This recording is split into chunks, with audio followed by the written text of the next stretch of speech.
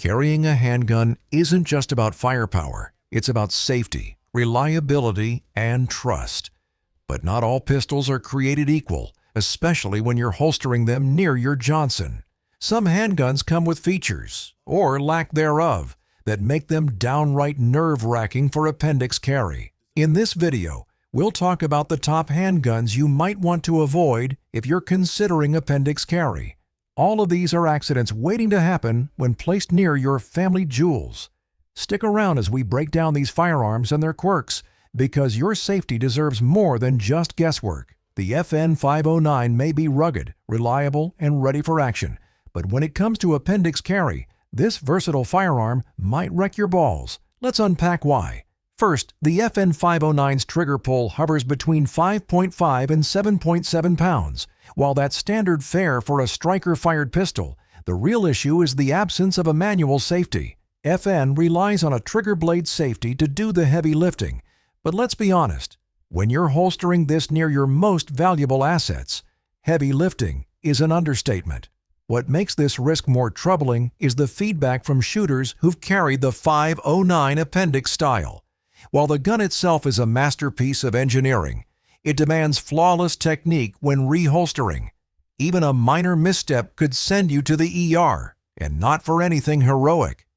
Bottom line, the FN509 is an excellent pistol, but for appendix carry, it's a gamble.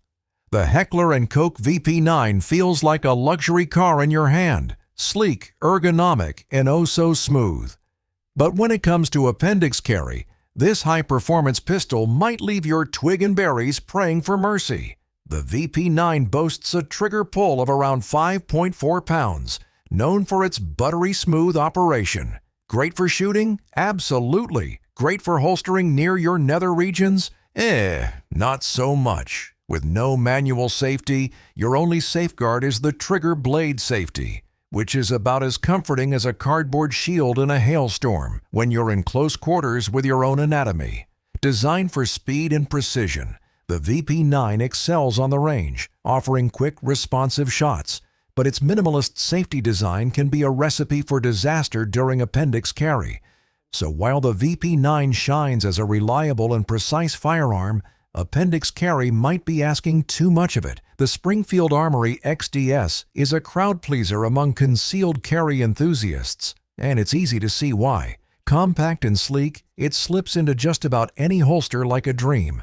But when you're thinking about appendix carry, this little pistol could leave your wife or girlfriend on edge. The XDS offers a trigger pull between 5.5 and 7.7 pounds, which is pretty standard.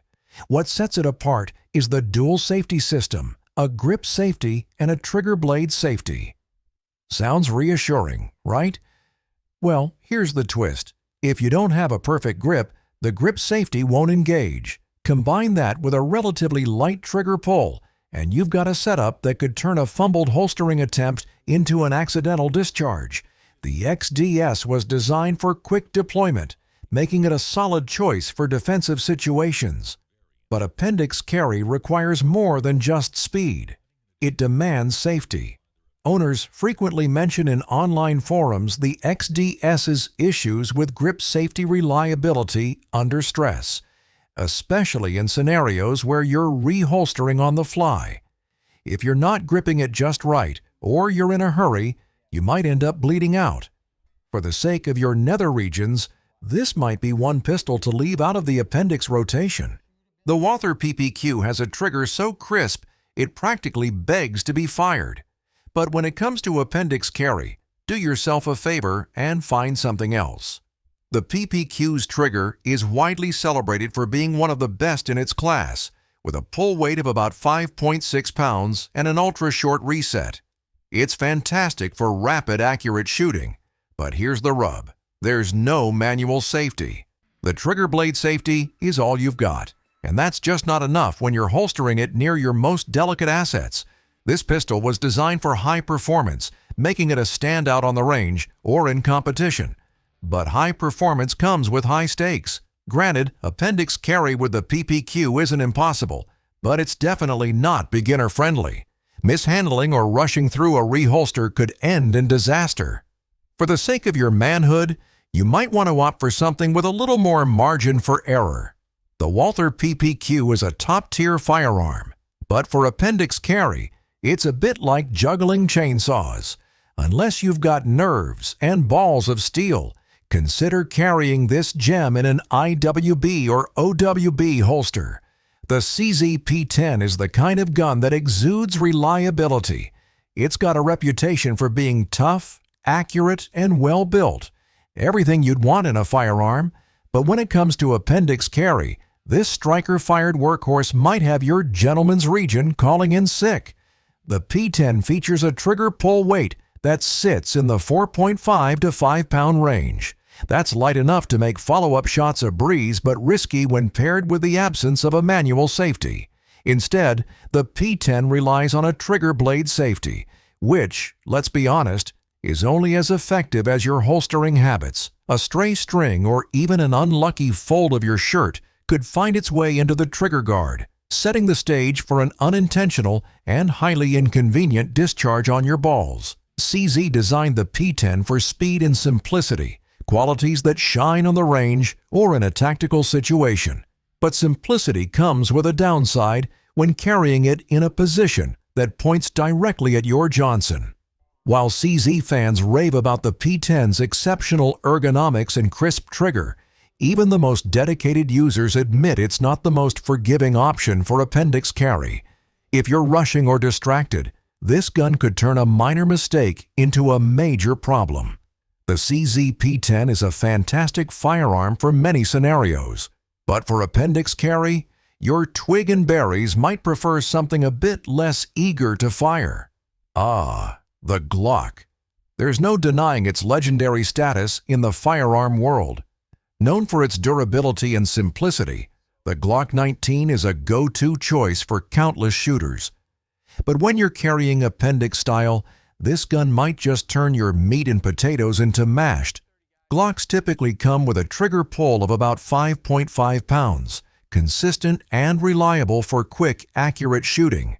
But we all know they don't have a manual safety. Instead, you're relying solely on the trigger blade safety, which is great in theory, but less reassuring when holstering the gun near your most sensitive assets. What makes this even riskier is Glock owners' love for modifications. Many reduce their trigger pull to as low as 2 or 3 pounds for competition or personal preference. That's fine on the range, but when carrying appendix, a hair trigger can turn a minor mishap into a massive bleeding disaster. Glocks have had their share of accidental discharge incidents, often attributed to user error. But let's face it, the Glock's design doesn't leave much room for mistakes, especially in an appendix carry setup. While the Glock 19 is an exceptional firearm in many ways, appendix carry puts it in a precarious light. Your future generations might thank you for choosing something with a bit more safety margin. The Smith & Wesson M&P series is a fan favorite for concealed carry, and it's easy to see why. With its sleek design and comfortable ergonomics, it feels like a natural extension of your hand. But when you're carrying appendix, this firearm might have your wedding tackle asking for hazard pay. The M&P series usually comes with a trigger pull of around 6.5 pounds, solid and predictable. Many models lack a manual safety though, leaving you with only a trigger blade safety as your last line of defense. That might be fine in theory, but let's not ignore reality. When you're holstering this near your most vital parts, one wrong move could turn your family legacy into a cautionary tale. The smooth, consistent trigger is fantastic for accuracy, but it also means you have less room for error when reholstering. And let's not forget that M&P owners love customizing their triggers, often reducing pull weights to make shooting even easier.